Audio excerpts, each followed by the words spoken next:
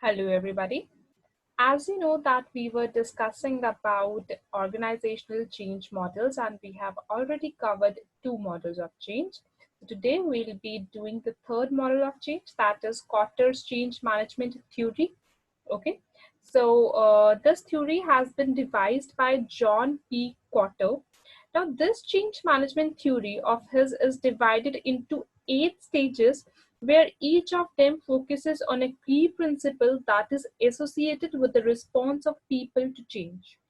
Okay, so the very first stage is to increase urgency. Increase urgency, or we can say to create urgency for change to happen. Okay, it helps if the whole company really wants to do it. We should develop a sense of urgency around the need for change. Now, for this will help you to spark the initial motivation to get things moving. Okay, for this, you can identify potential threats, you can develop scenarios, you can, show what could happen in the future. Now, this isn't simply a matter of showing people poor sales statistics or talking about increased competition. No, it should be an open and honest, and it should be very convincing dialogue about what's happening in the marketplace and with your competition. If many people start talking about the change you propose, the urgency can build and feed on itself. So try to identify potential threats and develop scenarios that will show that what could happen in the future. Okay, examine opportunities that should be or that could be exploited. Okay, exploited.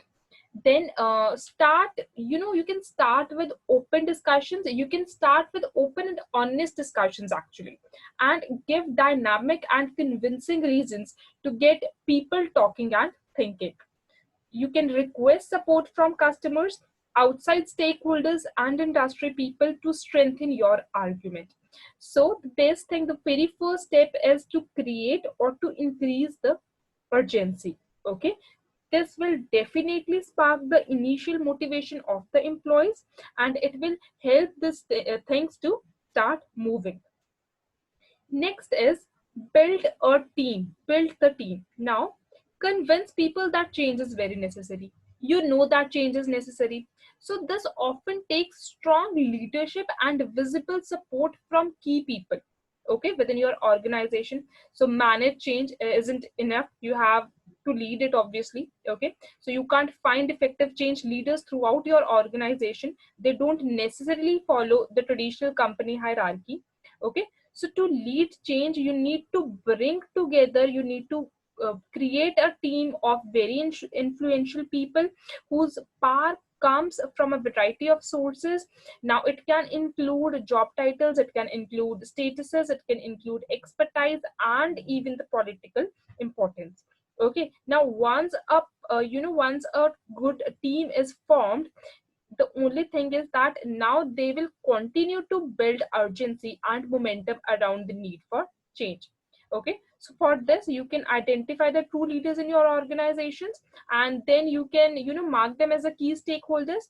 You can ask for kind of an emotional commitment from these key people, then work on team building within your change coalition. Okay, so building the team. Next is get the vision correct. Get the vision correct, or create a vision for change. Now when you first start thinking about change, there will be probably be many great ideas and solutions floating around. Okay, there will be many great ideas that will be obviously floating around your mind all the time. So try to link all these concepts to an overall vision that people can grasp it very easily and remember. A clear vision is very important. It can help everyone understand why you are asking them to do something. Okay, so when people see for themselves what you are trying to achieve, then the directives they are given tend to make more sense. Okay, so for this you can determine the values that are central to the change. You can develop a short summary, maybe of 1 or 2 sentences, that captures what you see as the future of your organization. Create a strategy to execute your vision. Ensure that your change can describe the vision within 5 minutes or less. Okay, and remember to practice your vision speech very often. Next is communicate. Now you have already created the vision. Now communicate the vision. What to do with the vision after you create? It will determine, obviously, it is going to determine your success. Your message will probably have very strong competition from other day-to-day communications, okay, within the company. So you need to communicate it very frequently, very powerfully, and embed it within everything that you do.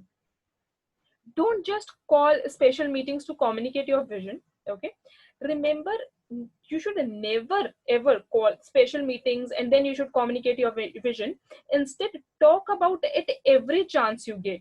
Use the vision daily to make decisions and solve problems. When you keep it fresh on everyone's mind, they'll remember it and they'll respond to it, okay? It's also important to, walk the talk. What you do is far more important and believable than what you say. So demonstrate the kind of behavior that you want from others. Now, what you can do, you can talk often about your change vision, address people concerns and anxieties openly and honestly, apply your vision to all aspect of operations, okay? Tie everything back to vision. Next is focus on short-term goals. We should always, next is get things moving. Get things moving is like when you are trying to remove the obstacles, okay? You should identify, you should hire, you should change leaders whose main roles are to deliver the change. Look at your organizational structure, look at your JDs, job descriptions, and performance, your compensation systems, and ensure that they are in line with your vision, okay? Recognize and reward people for making the change happen, okay? And then identify people who are resisting the change. We should recognize both these kind of people, those who are, those who are resisting the change, okay, and those who are making change to happen. Now take action to quickly remove barriers. Take action that you should, quickly remove these kind of people. You should ask them that they should not create a negativity aura, okay? And you should start with the things moving. Next is create short-term wins. Now, nothing motivates more than success, you all know. Give your company a taste of victory early in the change process. So within a short time frame, now this could be a month or a year, depending on the type of change actually, you will want to have some quick wins, okay? So that's your staff can see. Now without this critics and negative thinkers might hurt your progress. Create short-term targets, not just one long-term goal. You want each smaller target to be achievable with a little room or failure. Your change team may have to work very hard to come up with these targets, but each win that you produce can further motivate the entire staff. Okay. Next is don't give up. This is, the very, very important thing. Never give up. Even if you face failures on the short term goals, okay, never give up. Try that you should motivate your employees every now and then, okay, for small failures or any kind of failures they are facing. Try to motivate them. And the last step is incorporate change. Anchor the changes in the corporate culture, okay? Finally, if you want to make any change stick, it should become part of the core of your organization, obviously. Your corporate culture often determines what gets done. So the values behind your vision must show in day-to-day work. Make continuous efforts to ensure that the change is seen in every aspect of your organization. This will definitely help give that change a solid place in your organization culture. So it's also important that your company's leaders continue to support the change. Now, this includes the existing staff, this includes your new leaders who are brought in. If you lose the support of these people, you might end up where you started. Okay, so anchoring the change in the corporate culture is of very sheer importance. So these are the 8 steps, these are the 8 stages that were given by John P. Kotter in Kotter Change Management Model. I hope this model is clear to you. And in next slides, next presentations, we'll be discussing again about more models. Thank you. Take good care of yourself.